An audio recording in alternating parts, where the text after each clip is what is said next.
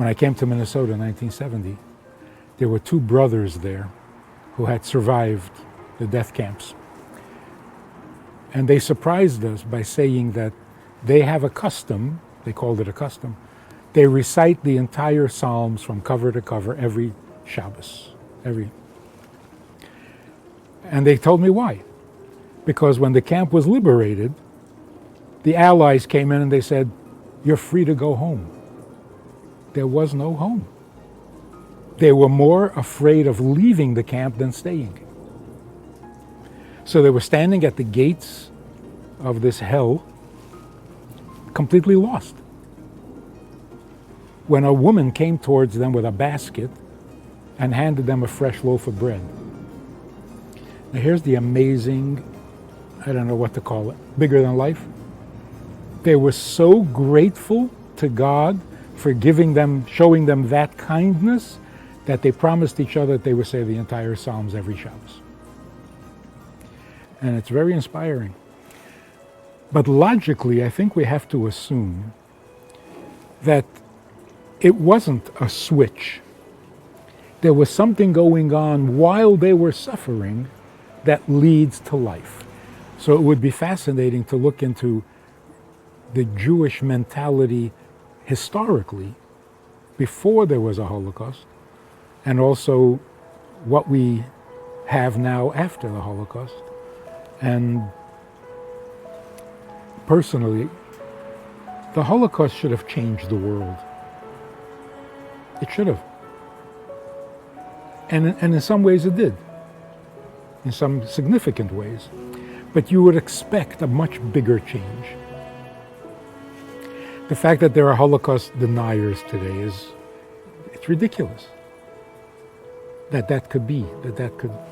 The world should be a very different place after a Holocaust. It should have shaken the world to its foundations and brought about a major improvement. It seems like maybe it did, but it's taking 70 years for it to happen, to finally blossom. So I think that the lesson dawning on us now, they were able to do what they did. And by the way, we shouldn't call them survivors anymore. It's such an understatement. What should we call them? Heroes. Holocaust heroes, not Holocaust survivors. But anyway, the message and the moral of it is this. All of our needs come from our existence. Life makes no demands. It only offers opportunities. You can make a difference here. You can make a contribution there. There's always moments where life can happen. You know, God calls to Abraham, and Abraham's response is one word in Hebrew, Hineni, which means here I am. But if you think about it a little deeper, Hineni means I'm totally available because I don't need anything. What do you need? So when God calls to him, it's like, oh, good. Finally, something to do. Because God needs something and I'm totally available because I have no needs. And the same as when we use the expression servant of God, God's servant. Sounds a little, people don't like that.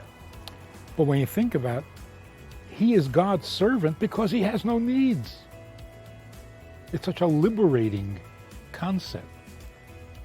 I am not burdened, so I'm available to the one who does need, and the only one who needs is the Creator. And if the evil of the Holocaust was so unspeakably, unimaginably evil,